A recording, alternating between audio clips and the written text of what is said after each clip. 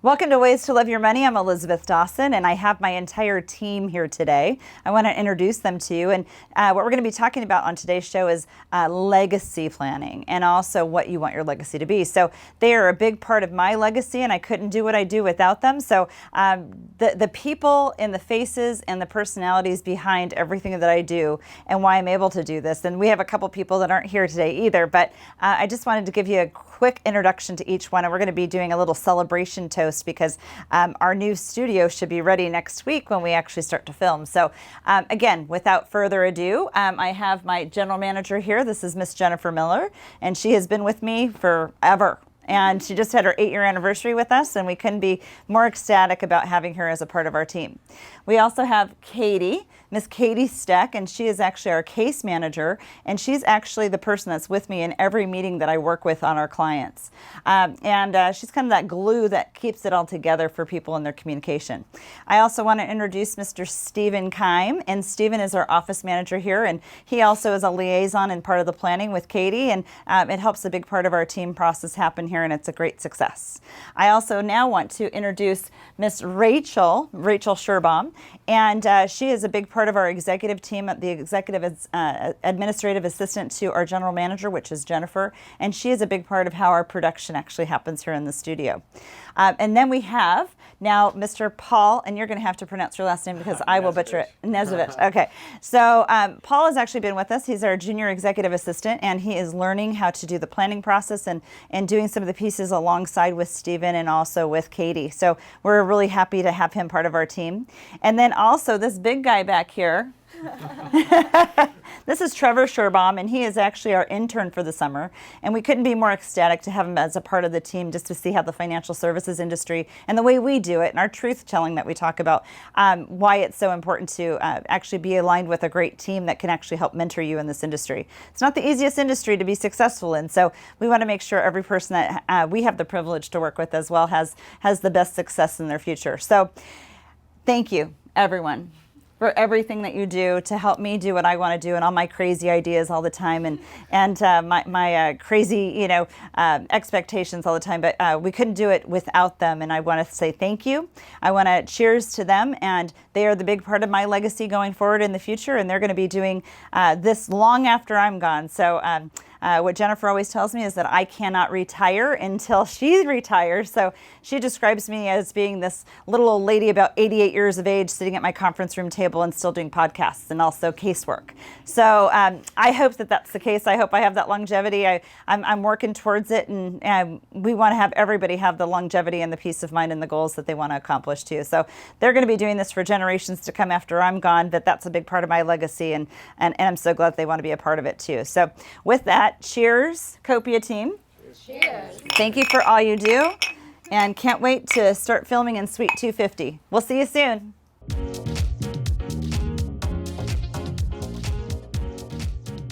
Hi, I'm Elisabeth Dawson, and you're listening to our show, Ways to Love Your Money.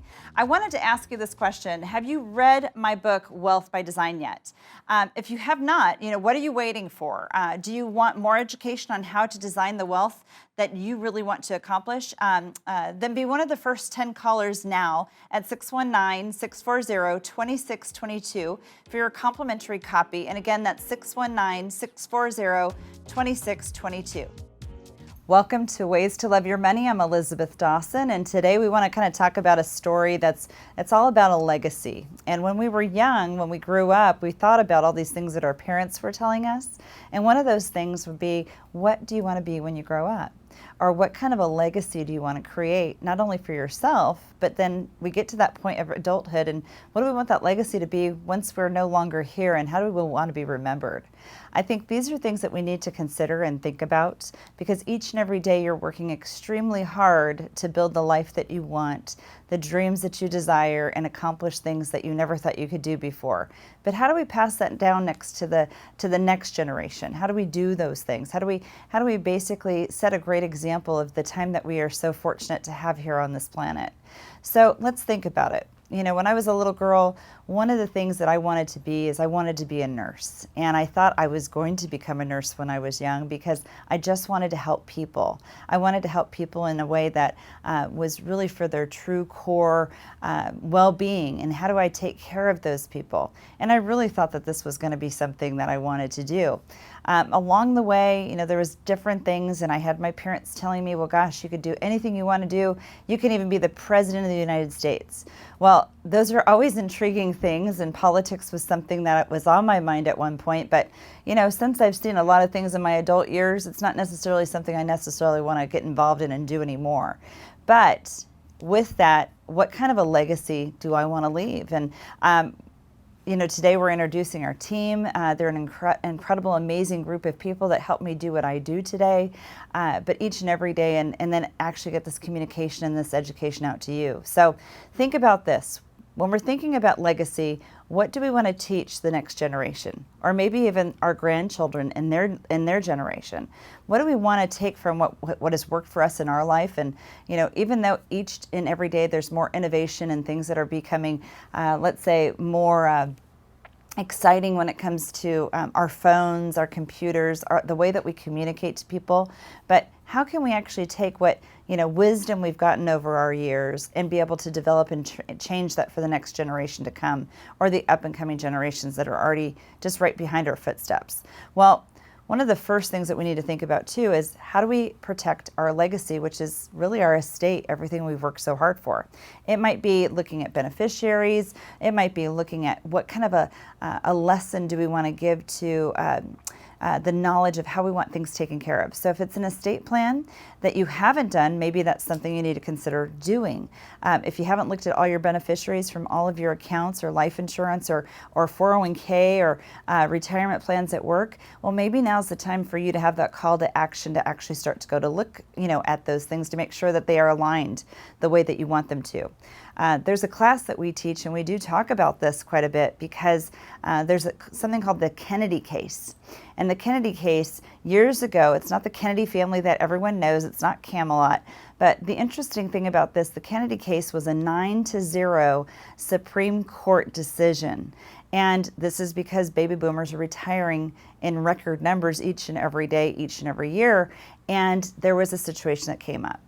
And so what do we think this situation is? So you can actually, look up this case, the Supreme Court ruling of 9-0 for the Kennedy family.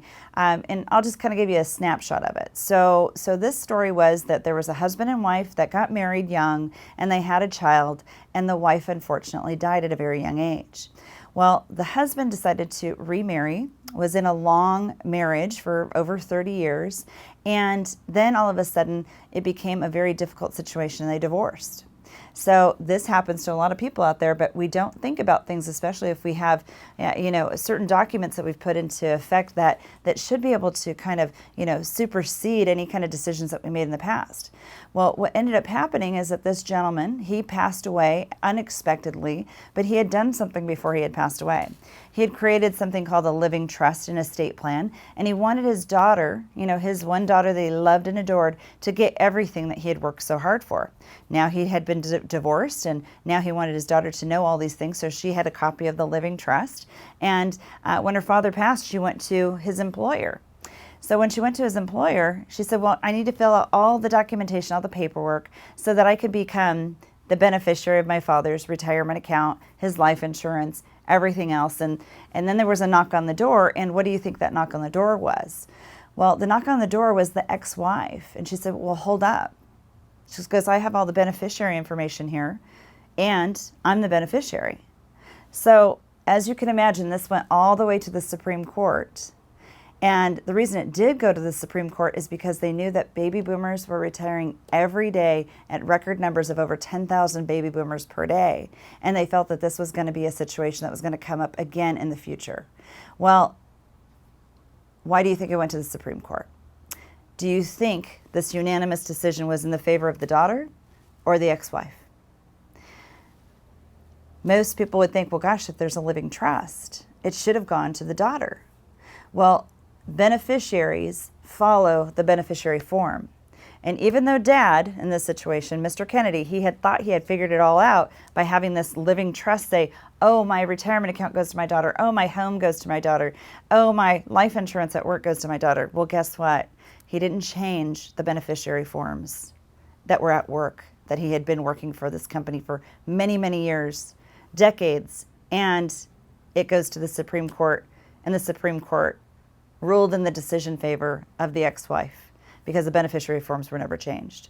So if you're thinking that this could be even a possibility that might even touch upon you, it might even be just that a spouse has died or a beneficiary has died, or maybe your beneficiary was your children when you were younger, or it could have been a sister or a brother, which I know I had that over the years too. But if you don't change the beneficiary forms, the beneficiary form follows the beneficiary for that account. So make sure when you're doing your estate plan, you're working with a great attorney that can actually help you.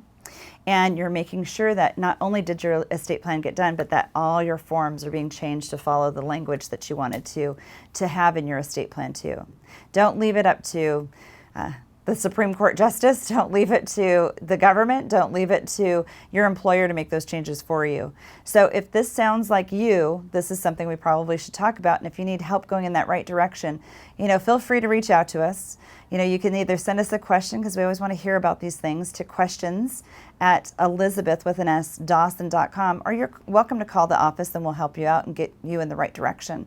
619-640-2622. We're going to pause right now, and I'm going to come back with a story of a family that really worked on their estate plan. And, I had the privilege and the blessing to work with them for many, many years. But it was kind of like, what was that legacy all about? And what was that family story all about?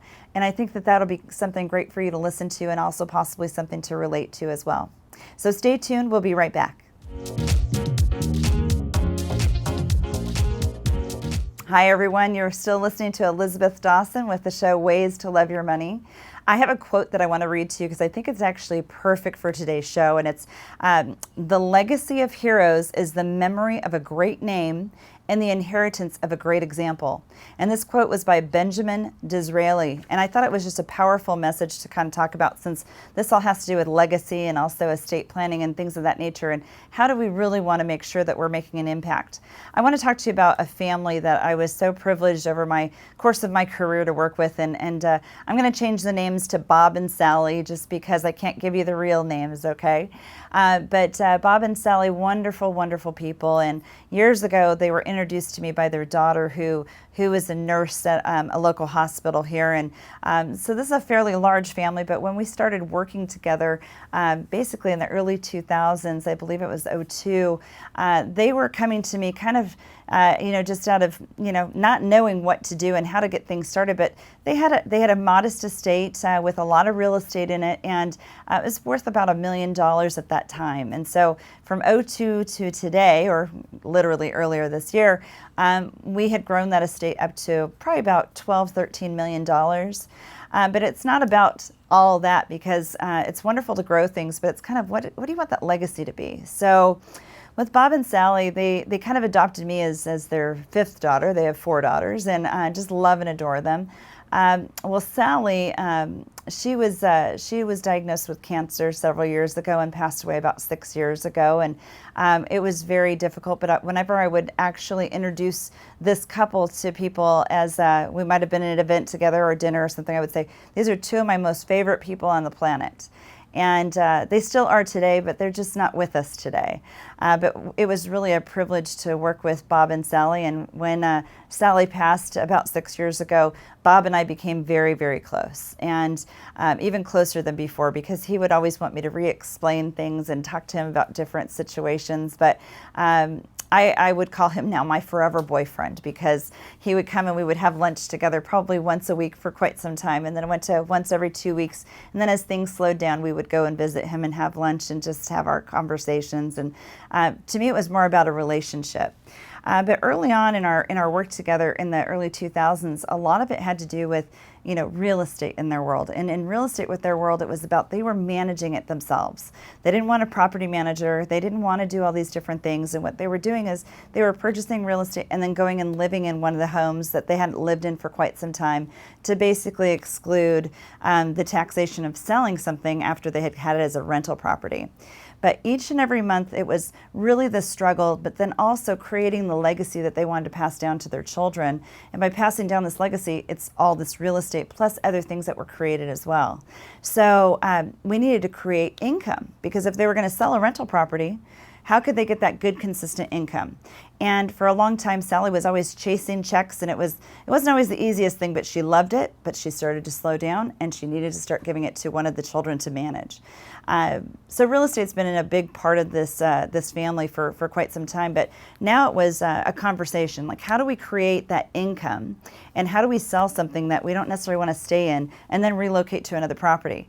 And I know this from experience. Quite a few of my clients that do love real estate over the years, they will go and hop into different homes and don't necessarily stick in the same home.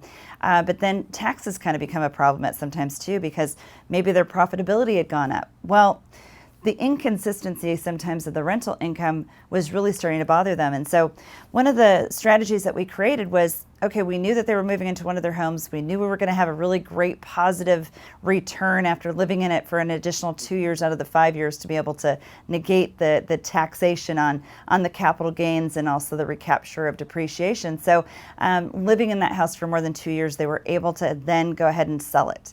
Well, the question was, what do they do with this money now? They lost rental income from this property from 2 years before. And I said, well, what if we turn that money into income now that's guaranteed each and every month for the rest of your life to come in, be consistent, and be protected, and then also, never lose that rental income to come. So the story is kind of interesting. So we created basically virtually what we call a private pension, and we created income streams with a couple different buckets of money.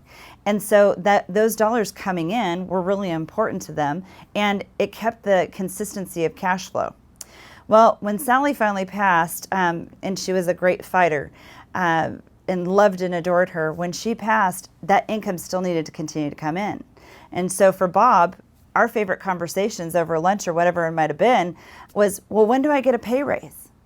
Well, that was probably the funnest part of the journey, because every time we were creating different strategies or different buckets of money to create those pay raises, it was just for him to either enjoy his children more or his grandchildren, or go out there and buy certain things that were in his favorite hobby.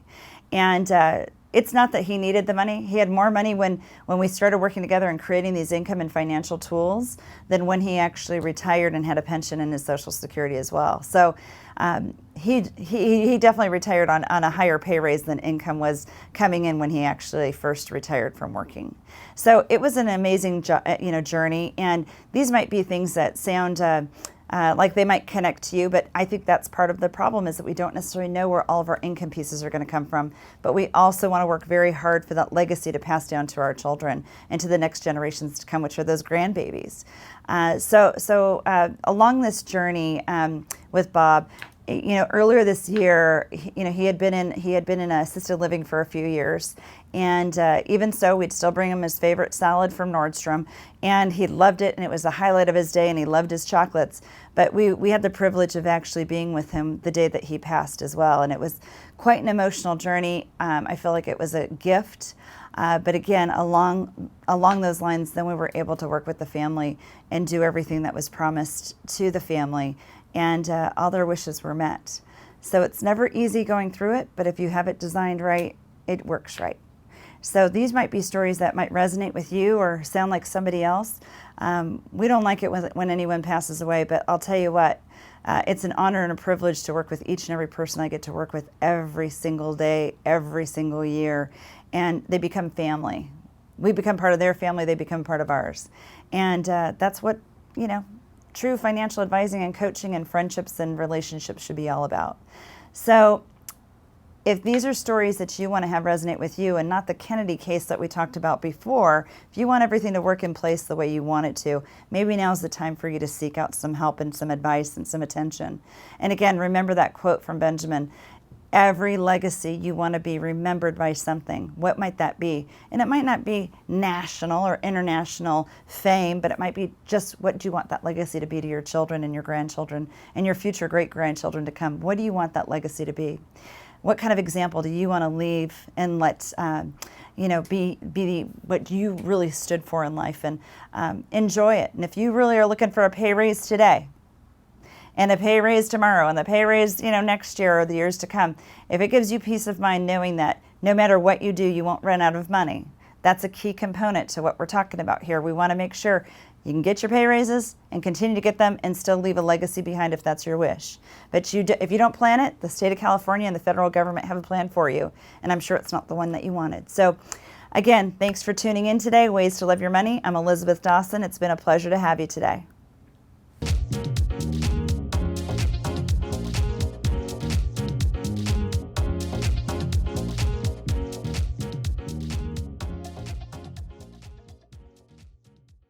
The information provided in this show is for informational and educational purposes only. This show is not investment advice, nor is it intended to address the financial needs of any particular viewer. The opinions expressed on this show are not intended to be an endorsement of any particular investment strategy or service of any other kind. You must make an independent decision regarding investments or strategies mentioned throughout the show.